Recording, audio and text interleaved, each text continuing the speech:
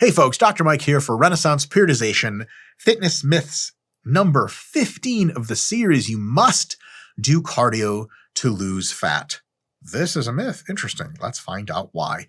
So the claim here is something like the following. When a fat loss program begins, most people do about three things. They generally cut out junk, which is a good idea. A lot of them cut carbs, which may or may not be a good idea. And almost everyone starts doing some kind of cardio.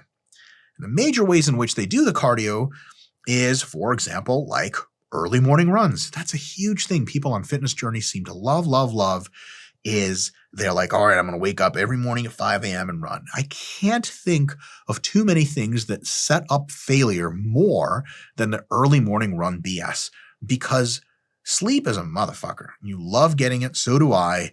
And if you're cutting into your sleep, even from a physiological perspective, it's stupid for fat loss. Why exactly are we running that early in the morning? What ends up happening is as the weeks go by, you skip a couple sessions, you realize you like sleep more, and you just get out of the habit because you really designed a habit that was the hardest possible thing to do at the worst possible time. And it's kind of designed to fail. Ideally, fitness habits are easy and very integratable into your life, and early morning runs are the opposite of all that. It can work for you, and I'm super happy it does, if it does, but this is a terrible mistake a ton of people make. Or they'll do a thing where they'll say, okay, I do 3 or 4 or 5, whatever X number of weekly sessions in the gym on a cardio machine for XYZ amount of time, 30 minutes in elliptical 4 times a week. And a lot of times that'll take up loads of time, especially if they drive to the gym to go use the cardio machine, which is kind of curious. You could just have walked around the block by then and gotten the same amount of calories burned. And also, they'll be super hard weight training and they say, well, I still have to do cardio because I got to lose fat. So they stay after the weight training. They get on these cardio machines. They do it for 30 or 40 minutes after the weight training. And it probably blunts the adaptations of weight training, which is to say it becomes more difficult to hold on to muscle mass and strength because you're sandwiching cardio right after training. Ideally, you would do it very, very far apart. But people don't want to give up these habits. They still want to get up. They still think they should be getting up early in the morning to go running. They still think they have to make it to a physical gym 4 times a week to do cardio. They still think they have to do cardio after their training because they say, okay, I'm on a fat loss plan. That means I do cardio. That's what fat loss plans are. You got to control your diet. You got to do cardio because everyone says that's the truth. Now, apparently that's wrong. Apparently it's a myth. So I said in these slides, let's find out why. First, fat loss is always and ever about calories in versus calories out. If you're weight training and nutrition, mostly eating enough protein a few times a day, training hard in the gym with weights, if it is designed to prevent muscle loss, which is not very hard, then if you generate a caloric deficit, fat loss will occur, cardio or not. It has to occur. There's nowhere else for the tissue to come from. Cardio can dig the deficit deeper. So if your diet deficit plus your normal physical activity is 500 calories below maintenance, if you do 300 extra cardio calories per day and you don't make up for it by being lazier at other times, then now you're 800 calories in the hole. It'll dig the deficit deeper, but it's not some kind of magical fat loss tool. As a matter of fact, almost all pills and potions and powders, even that work, they just dig your deficit deeper for you. Like people, will do the other side of, sort of drugs that have to be approved by a doctor or not super legal. They'll take thyroid drugs. They'll take drugs like DNP and go, it's a fat loss drug. It just digs a deficit hole. It just burns off calories for you. You could be burning them in any other way by reducing food or increasing physical activity. And they seem to just they say, I got to take this drug to get lean. That's not true. So I got to do cardio because cardio is the special thing that's outside of a caloric deficit somehow makes me lean. And that's just not true. Cardio for fat loss only really does one thing. It just creates a deficit. That's it. Okay. And if you can get the deficit done some other way, you're actually maybe better off. Here's to the second point. If you work a physical job or are pretty active anyway, you could already be burning tons of fat that way. You're already generating a huge deficit. So let's say you're super active and you're 160 pounds. You need to eat 3,500 calories per day to just keep your weight. All you got to do is cut your calories to 3,000, which is super easy. You just cut some junk foods out through the week. And then all of a sudden you're losing a pound a week, having changed nothing. And say, well, aren't you doing cardio? I work as a factory supervisor. I walk 25,000 steps every day. That is fucking cardio. Just as a baseline, low activity is under 5,000 steps a day. Moderate is 5,000 to 10,000 steps a day. 10,000 to 15,000 is considered high. 15,000 plus is considered like question mark, question mark, question mark. So I physically know people that are factory foremen or supervisors, and they walk around all the time. They get 20,000 plus steps per day. They ask me, like, hey, should I be doing cardio if I want to lose fat? The only thing I say is cut out your junk, or cut down on junk, cut down the amount of refined sugar and extra fat you have in your diet, and watch. And they do it, and they're like, holy crap, I'm losing 2 pounds a week for the last 8 weeks. It's super easy if you're already super active. You don't need the magic potion of cardio. On the other hand, there's a downside here potentially. If you do extra cardio on top of that, it may interfere with your schedule. Imagine being a factory supervisor and working 10 and 12-hour days and then also having to do cardio. What the hell for? You're already super active. It's terrible for your schedule, and you're very likely to start to try to quit. And then if you quit on cardio, some people think, oh, I quit on the cardio. Why the hell am I even controlling my diet? I know from the other YouTube videos I've seen, it's cardio plus diet. Got to do both. If I can't do one, I might as well not be doing the other. And that's just not true. Point number 3, if your diet fatigue starts to rise very high, which means one of the things that really the thing that predicts that is the magnitude of your deficit.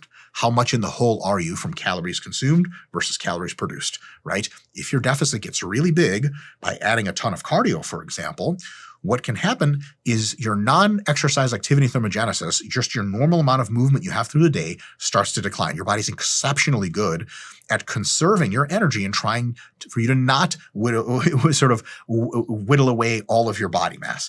So if you're starting to do a ton, and this has been shown in some very interesting studies, as your cardio levels go up, what ends up happening is the amount of physical activity you do at other times of the day start to go down. So for example, if your wife's in the kitchen and she's like, honey, can you take out the trash? It's trash day tomorrow. If you've done a ton of cardio that day, you're more likely to be like, oh, baby, I'm super beat. Can you please do it? And she's like, yeah, no problem. I'm on my way out there anyway. And then you don't take out the trash, and that's calories you didn't burn. You just sit on the couch like this. So normally you'd burn 1,000 calories just walking around through the day. Now you're burning 500 because you turned into a lazy asshole. We say, well, where are the other 500 coming from? We're doing 500 calories of like cardio on a machine. Instead of doing the machine cardio, you can just do 1,000 calories of moving around. You'll accomplish more in your life, and it won't lead to this crazy reduction where you feel like crap all the time and it interferes with your work and your life of enjoyment and everything. There is this idea that the more cardio you do, the better. But that cap of where your body stops letting you do more activity will hit. And if you power through during cardio, it will hit you in other points of your life, walking to and from a mailbox, moving around. And when you talk to your friends on the phone, instead of pacing, you just sit there, all this other stuff. It turns out adding more cardio at some point doesn't even burn any more calories, or very few.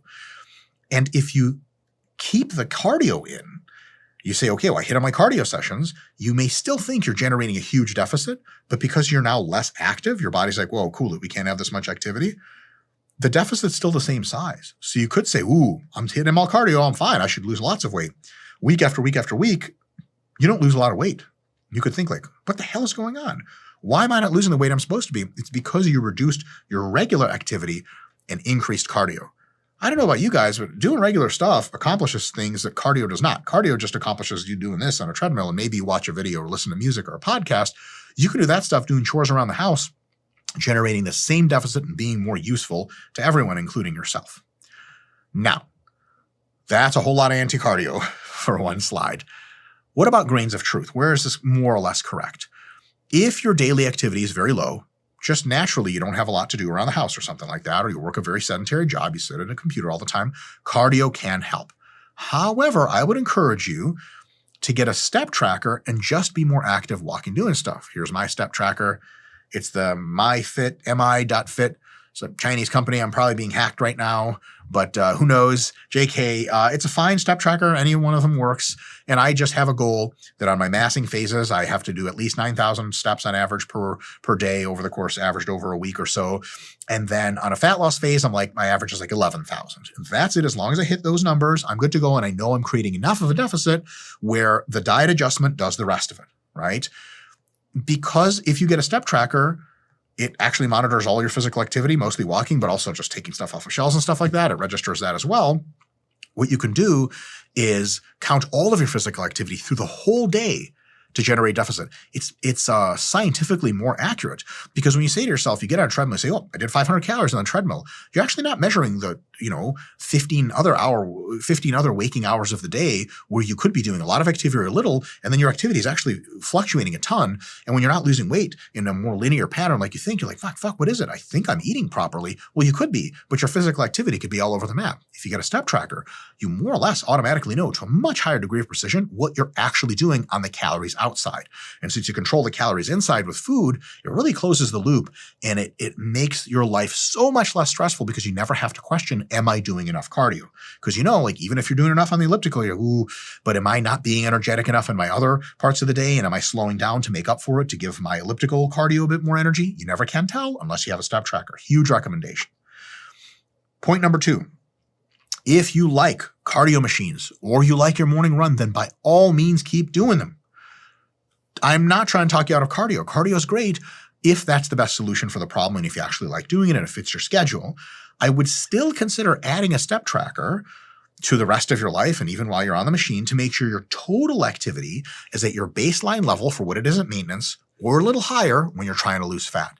Because that way you don't get into this sort of conundrum of like, ooh, I know I'm hitting the cardio, but am I slacking at everything else? If you have a step tracker, you can still hit your cardio just like you like, but because the step tracker is always on, it counts your cardio and it counts all the other stuff for the day. So you can say, okay, I hit 12,000 steps every day. I know I'm doing the right thing. The out of the equation is taken care of. The in I take care of with diet.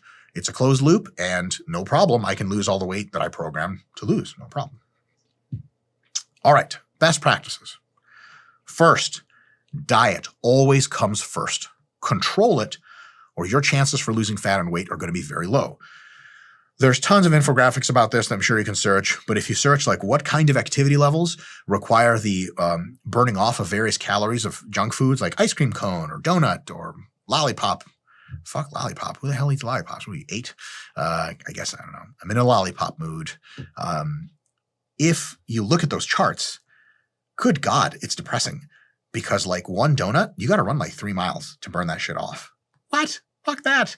So if you're like, yeah, I would control my diet, but I love donuts too much, I'll just do more cardio. Like, you have no idea what you're saying. There's marathon runner training levels of cardio you'd have to do to compensate for 5 or 6 donuts. It's unbelievable. Control your diet, and you could start losing weight without any cardio at all, without even a fucking step tracker. When you get more serious and more meticulous, you can get a step tracker, you can do formal cardio. Diet has to be in there. The idea that like, oh, I'll just do it with training only, and I don't have to worry about my diet is going to fail for almost everyone. You're not a trained marathon runner, so you're probably not going to work for you.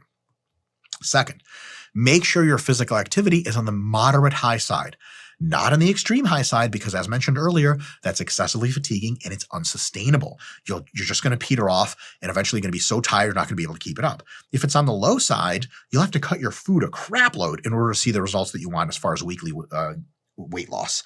And that sucks. You'd be starving and low on energy.